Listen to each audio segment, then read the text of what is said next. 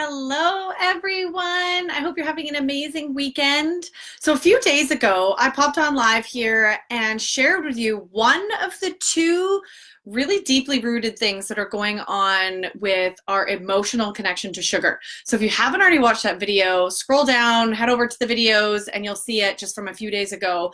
That's part one. Okay, so I shared one of the really powerful things to become aware of when it comes to your emotional connection with sugar. And today I want to share part two. And this is all inspired by a workshop that I hosted, and we dove really deep into all of these pieces around sugar and our deep connection to sugar at Mountain Spirit Festival just over a week ago. It was amazing. So I wanted to bring that and share it with you because this is knowledge that has really changed my health and my relationship with myself, and with continuing to build on my healthy relationship with sugar. And I'm seeing this more and more. And why I'm sharing these pieces around emotional health for you is that the more that I work with women, the more that I do this work that I do, the more that I see at the root of everything when it comes to our relationship with food or any addictive substance comes back to our emotional resiliency, our emotional health in one way or another. So I shared part one about how all of our emotions are connected to sugar a few days ago. Watch that. And today I want to talk about the second piece. Okay, so let's dive into that.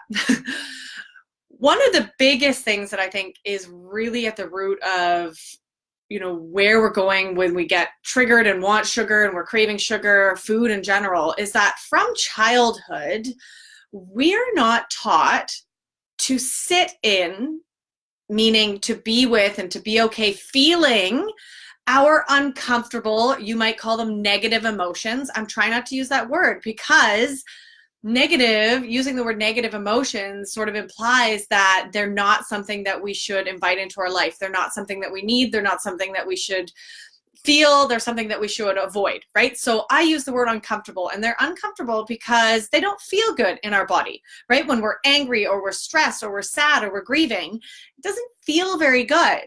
And what we're taught to do right from the first time we scrape our knees when we're a child and our parents come running over and say, oh, it's okay, hush, hush, it'll be okay, you don't need to cry. Right from that moment, we're taught to suck it up, to hold on to those emotions, okay, to take 3 deep breaths and stop crying, make the pain go away, ignore it.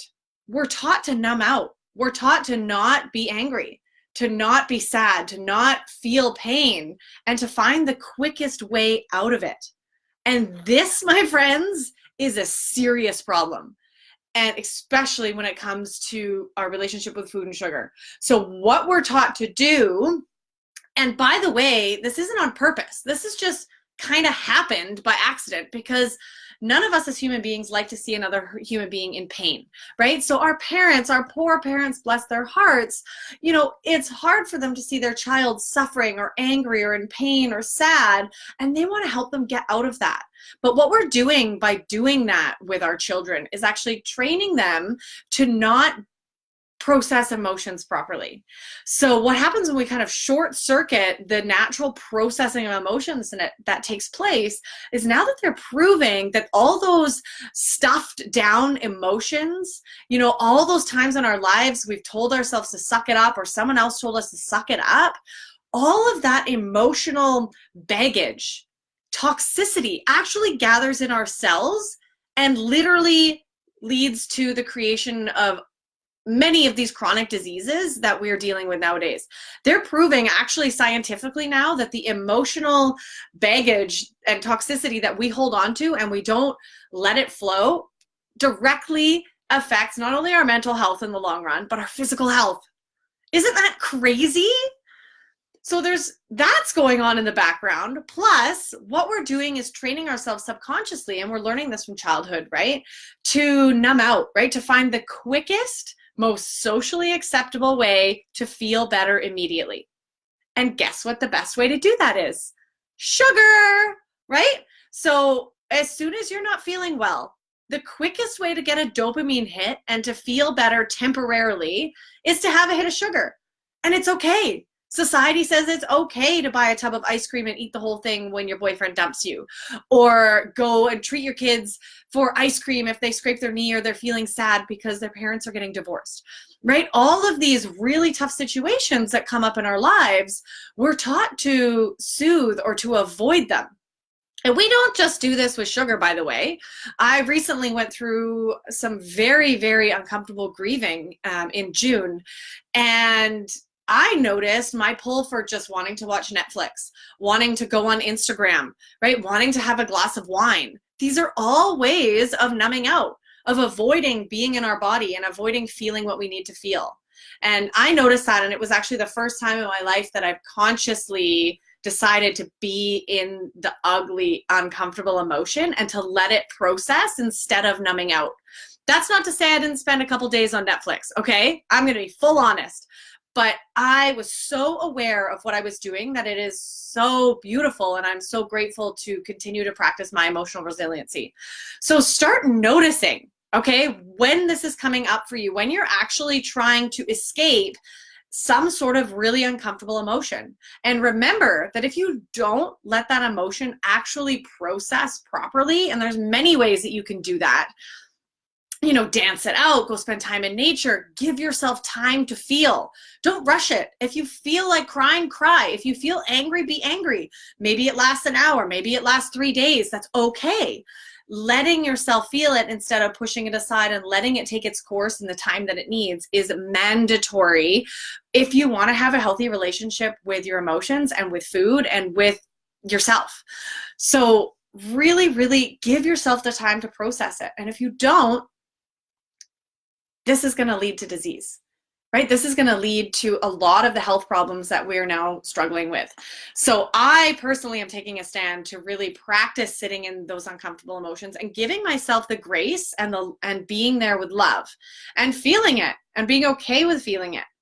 And we're not going to be perfect at this the first time we do it. I know I'm not. This is a new practice for me, but I really want you to become aware of what's going on for you and to just start practicing. And understand that you're going to fail a lot. You're going to still numb out. You're probably not going to do this perfectly, and that's okay. That's more than okay, but you're trying and you're growing, and over time, we'll build that resiliency. We'll be okay with sitting in those emotions and giving ourselves the time we need. Just take a bath and take a day off of work because we're processing emotions. And we'll realize that that is healthy and it's not something we need to escape, especially with sugar. So that's a big one. And I really just want to plant that seed for you and encourage you, of course, if you haven't already watched part 1 of this video, go check that out because there's 2 really big things going on with our emotional connection to sugar that you really need to be aware of.